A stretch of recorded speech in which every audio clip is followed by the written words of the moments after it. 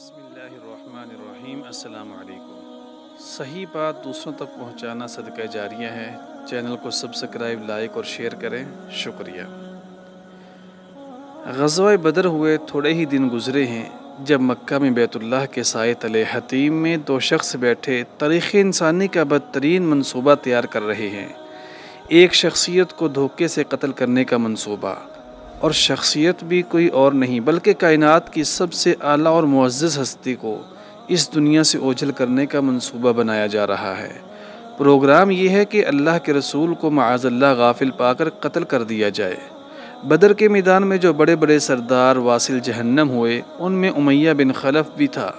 یہ وہی شخص ہے جو حضرت بلال رضی اللہ عنہ کا آقا تھا۔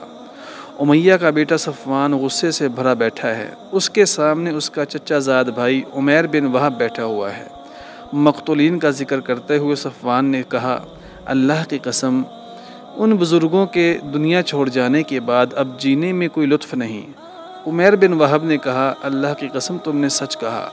اگر میرے اوپر قرض نہ ہوتا اور مجھ پر اہل و عیال کی ذمہ داری نہ ہوتی تو میں محمد کے پاس پہنچتا اور اسے ختم کر دیتا، کیونکہ میرے پاس ان تک پہنچنے کا ایک بہانہ بھی ہے، وہ یہ کہ میرا بیٹا ان کی قید میں ہے جو کہ بدر کے روز قید ہوا تھا۔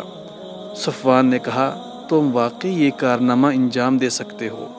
میں قرض اور کفالت کی مکمل ذمہ داری لیتا ہوں، بس تم یہ کام کر دو۔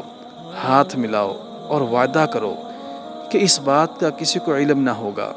صفوان گھر آیا، اس نے اپنی تلوار کو خوب تیز کرنے کے بعد زہر میں بجھانا شروع کیا۔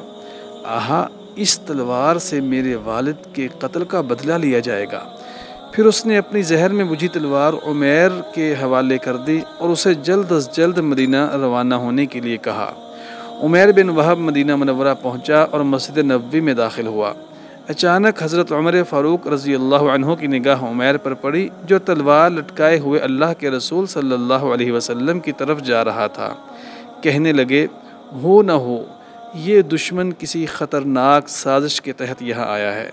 جناب عمر رضی اللہ عنہ نے اس کے گلے میں لٹکتی تلوار کے نیام کی پٹی سے اس کی گردن قابو میں کر لی اور اسے لے کر بارگاہ نبوت میں حاضر ہوئے۔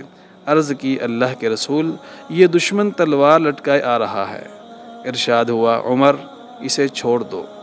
رسول اللہ صلی اللہ علیہ وسلم نے فرمایا، عمیر میرے قریب آؤ۔ وہ قریب ہوا۔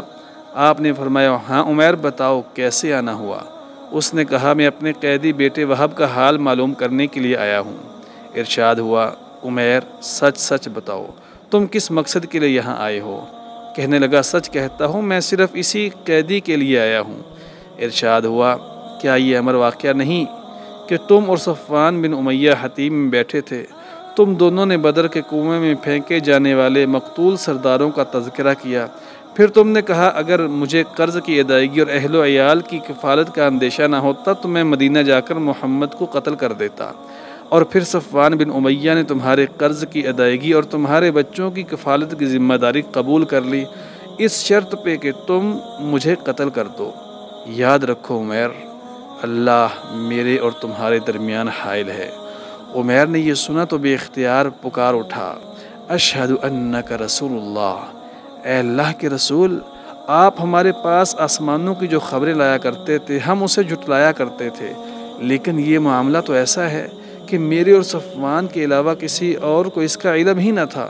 اللہ کی قسم مجھے یقین ہے کہ رب کائنات کے علاوہ کسی نے آپ کو یہ بات نہیں پہنچائی۔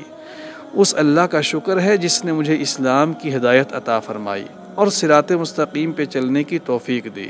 پھر عمیر داعی بن کر مکہ گئے اور بہت سے لوگوں نے ان کے ہاتھ پر اسلام قبول کیا، رضی اللہ عنہ۔